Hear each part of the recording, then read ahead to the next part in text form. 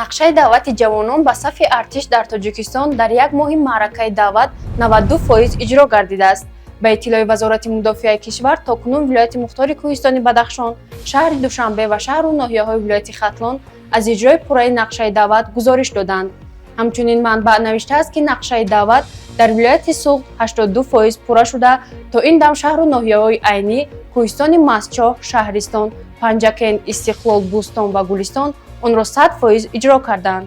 вазорат дар идома гуфтааст, ки шаҳру ноҳияҳои тобеи ҷумҳурӣ дар муддати як моҳи чорабинии ҷалби ҷавонон ба сафи қувваҳои мусаллаҳ нақшаи пешбинигардидаро наздики 90% иҷро карданд. аз маҷмӯи шаҳру ноҳияҳои тобеи ҷумҳурӣ, ноҳияҳои Сангвор, Нуробод, Рашт, Тоҷикобод, Лахш, Роғун ва Файзобод аввалин шуда иҷрои нақшаро ба пуррагӣ таъмин намуданд, навиштааст манбаъ.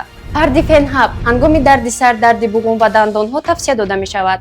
Пардифен аз ширкати Вегафарм. Пардифен ҳабро аз дорухонаҳо пурсон шавед. моро дар шабакаҳои иҷтимоии Оила TG обуна шавед.